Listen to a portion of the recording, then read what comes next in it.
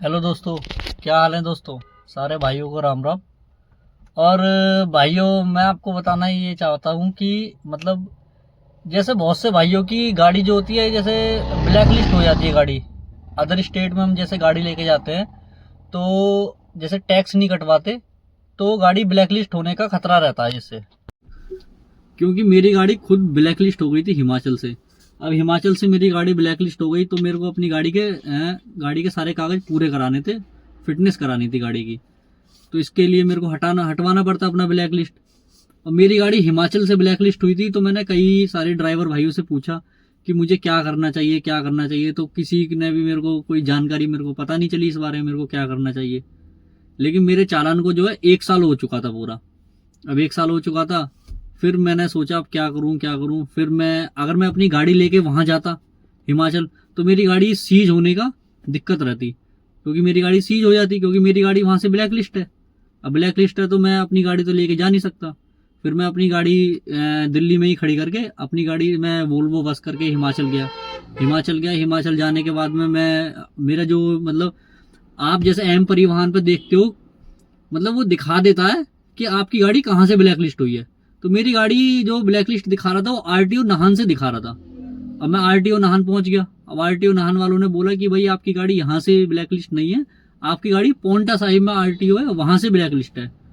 अब मैं वहां पे गया, 45 किलोमीटर और नीचे आया मैं आरटीओ नाहन में पहुंच गया। आरटीओ नाहन पहुंचने के बाद में मैंने देखा, वहां पे मैंने दिखाया अपना एम परिवहन पे कि सर मेरी जो है ये मेरी मतलब दिखा रहा है और ये मेरी गाड़ी जो है ब्लैक लिस्ट हो चुकी है यहाँ से। तो मैंने उनको दिखाया, मैम को और सर को। अब उन्होंने मेरे को दिखाया तो कह रहे, वो हंसने लग गए मेरे को देख के कि भाई आप लोग आ जाते हो बिना उसके। मैंने कि सर ऐसा था, मैं जब मैंने नई नई गाड़ी ली थी तो मेरे को इतनी नॉलेज नहीं थी तो मैं आ गया था लेके, गलती हो गई सर। तो फिर उन्होंने देखा तो उन्होंने वो हंसने लगे मेरे को देख के। फिर मेरा 20,000 रुपये का, वो कह रहे आपको 20,000 का चालान है। तो मैं ये सुन के भाई इतना घबरा गया कि पूछो मत। मैं बहुत ज़्यादा घबरा गया। मैंने कि 20,000 का चालान यार, कैसे कैसे अब करेंगे। फिर मैंने देखा, उन्होंने मेरे को दिखाया तो कह रहे कब का चालान है। तो चालान जो था मेरा 2023 का था।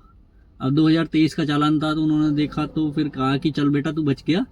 और फिर कह रहे कि 2200 रुपये का चालान है।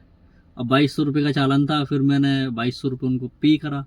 पे करके उन्होंने कहा कि अपनी दिल्ली की बुराड़ी की अथॉरिटी का मेल आईडी बताओ। अब मेरे को मेल आईडी पता नहीं थी। मैंने कि क्या होता है मेल आईडी। तो मैंने अपने फ्रेंड सर्कल में, जैसे मेरे ग्रुप के और भी टैक्सी ड्राइवर हैं, मैंने फ़ोन करके पूछा तो उन्होंने भी एक आध आईडी बताई, लेकिन वो भी मतलब करेक्ट नहीं थी। फिर मैंने उनके पास में जो भी मेल आईडी थी, उन्होंने अपनी मेल आईडी से कहा कि मतलब मैं मेल आईडी में भेज देता हूँ, आपको जो भी ठीक लगे आप वहाँ पे चले जाना बुराड़ी अथॉरिटी में। और हमने मेल कर दिया वहाँ पे। फिर मैं उसके बाद में अगले दिन नेक्स्ट डे फिर मैं आया, वही स्लिप लेके जो उन्होंने मेरे को स्लिप दिया था बुराड़ी मतलब पौंटा साहिब वालों ने। उसके बाद में मैं आया, मैंने उनको स्लिप दिखाई तो उन्होंने कहा कि भाई यहाँ से तो आपको मिलेगा नहीं, यहाँ से आपकी मतलब नहीं हटेगी ब्लैक लिस्ट।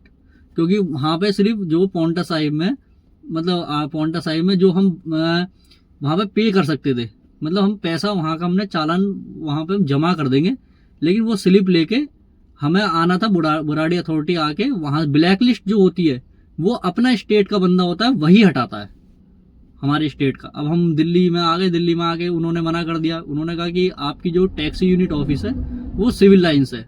अब मैं सिविल लाइन्स पहुंचा। सिविल लाइन्स जाने के बाद में काफ़ी वेट करना पड़ा मेरे को, जिसके कारण मेरी छुट्टी भी हो गई, मतलब पूरा दिन मेरा वेस्ट हो गया। फिर मैं खड़ा रहा वहाँ पे।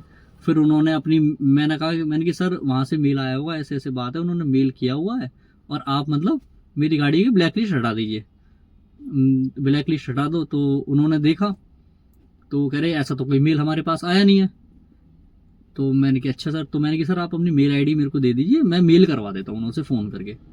तो वो मैडम भी अच्छी थी वहाँ पे पौंटा साहिब वाली, उन्होंने अपना नंबर मेरे को दे दिया था। तो मैं अपना उनका नंबर लेके मैंने उन्हें कॉल किया। मैंने कि मैम ऐसे ऐसे बात है, आप मेल कर दीजिए, मैं आपको मेल आईडी बता रहा हूँ। तो मेल आईडी उन्होंने बताई, अपनी मेल आईडी। फिर उन्होंने वहाँ से मेल भेजा। फिर यहाँ से मैंने स्लिप भर के दी थी और जो उन्होंने स्लिप दी थी उसकी फ़ोटो स्टेट हो गई अपना, और पैन कार्ड और अपना आधार कार्ड दोनों की फ़ोटो स्टेट करके जमा करके सिविल लाइन्स में जो हमारा टैक्सी यूनिट ऑफिस है वहाँ पे मैंने जमा किया और उन्होंने बोला कि भाई अब आपकी मतलब हट जाएगी ब्लैक लिस्ट, आप घर जा सकते हो। मैंने कहा ठीक है सर, बहुत बहुत थैंक यू, आपका धन्यवाद।